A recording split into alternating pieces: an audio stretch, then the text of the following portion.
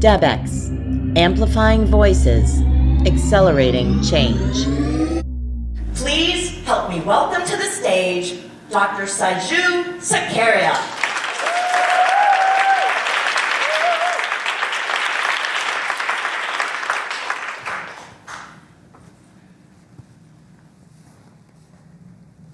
As parents, we often get caught up with the importance of which school, what extracurricular activity, who they hang out with.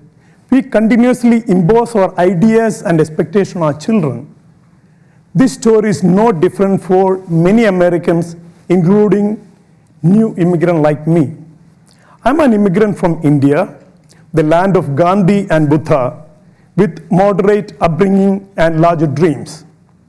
You can experience the Indianness in my philosophy and accent. So please pay close attention. I have several advanced professional degrees and a successful career in the US in a leading multinational corporation. I have a loving family and a wonderfully supportive community. Everything was perfect until it wasn't. We seek it, we need it, we want it, yet it eludes many of us. Genuine, heartfelt, unconditional love. It's not infatuation, it's not lust, but true intimacy at the level of your soul. How do we create deep, authentic connection with those who matter most? Our busy lives take their toll. Love seems to come in precious moments that we can't seem to grasp before time. Must we try so hard to love work? Or does the love just flow? We hear about unconditional love, that we must love ourselves first before we can love another. It requires something so simple, yet difficult in practice. Letting go of making ourselves and others wrong. When you make someone wrong, you hold the energy of needing to correct, convince, control, or change someone else. I call them the 4 C's. Someone should be or do they expect. Blaming, complaining, or condemning become acceptable. When you make yourself wrong, you hold the thoughts how you should be and end up feeling not good enough. We see ourselves and others as objects of problems that need to be fixed. By the way, I grew up in a very wonderful family. In a large family, I would say 6 siblings. I was 5th among the kids. Even after my marriage, I had a wonderful marriage. I'm married for past 29 years, and I have a loving wife with me. It's all about good things about me. Fast forward, life took an extraordinary turn when one of my 2 children started behaving a bit differently. My son was increasingly getting detached from the family and during his teen years and performing poorly in his studies. I did not know how to deal with the situation. In fact, me and my wife were blown away. Our first reaction was to blame ourselves. What did we do wrong? Did we pay enough attention to our son while he was growing up?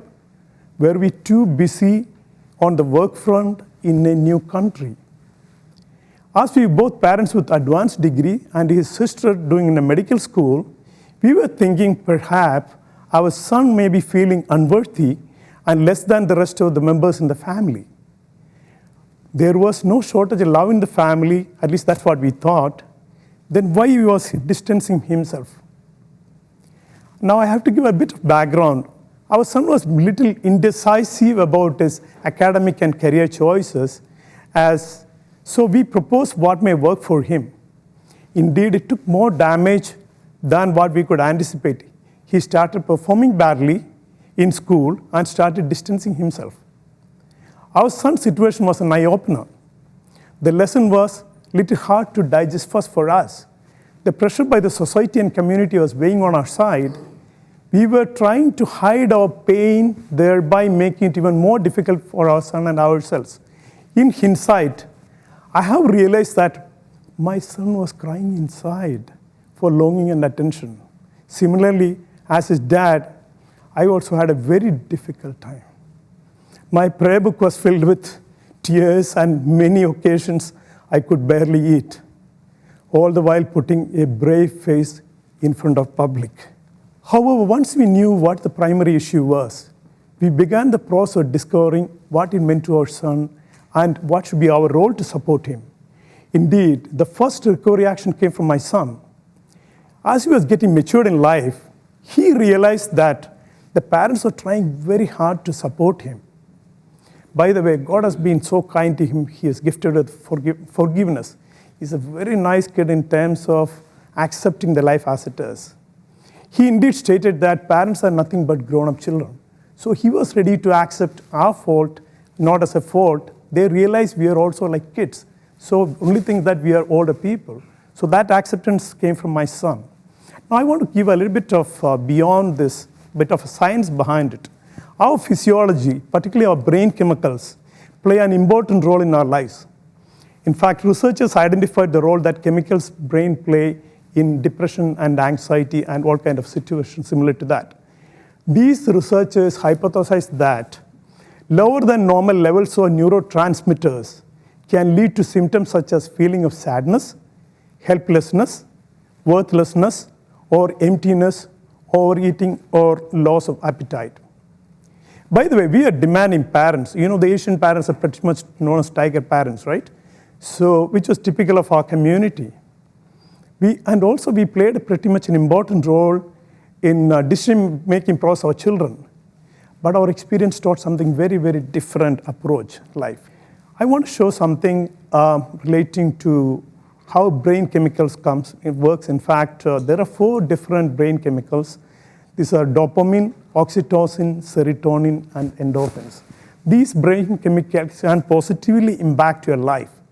And what I mentioned earlier, when these chemicals connect, when the chemicals flow, the neurons connect. That wires you to repeat things that feels very good. So by designing experiences that activate these chemicals, you can increase the happiness level of an individual. It's a huge learning. The research has shown that. See, in this situation, people tend to do medication. It can do some extent. But the solution is to recognize the issue and keep the blame and guilt away. It is a condition that needs to be addressed with care and compassion and create a sense of worth for the individual. Our son's experience was a huge eye-opener for us. We asked ourselves, why do you have to go through these experiences, very painful experience for many years? But I think God gave us an answer. This is to help others. Because once you learn that experience, you can pass it on to people. You become an agent of change to support others how to make it work.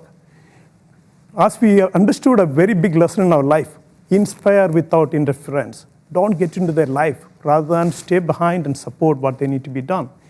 We learn to become non-judgmental. We learn to become better listeners. We learn to pay true attention. These learnings also helped us to change our track completely. We patiently worked through the process with utmost care and compassion for the past several years. My son made a huge comeback and became an inspiration to the family. Today, he's a college senior in film and media production and aspiring to become a writer-director and working hard to achieve these wonderful goals. He promised me and my wife that one day he is walk us through the red carpet. It's a huge promise to us, which we're holding close. We believe in him, and one day the whole family will be known by my son's name. We 100% vouch on that. That boy is going to transform us, and that he is going to be our hero. While life has been extremely challenging for us, the rewards were huge. We became a close-knit family, and as a team, we handled the challenge without blame or guilt. Empathy and compassion has become the hallmark of our lives. I also want the world to know one thing, that the best way to address the difficulty is to put out in open. Don't hide it. Don't let it be in open. Let the people know this. And don't get carried away by how society judges you. Extend your arm for others. Open your heart. Express it. The universe will come around and support you. Thank you.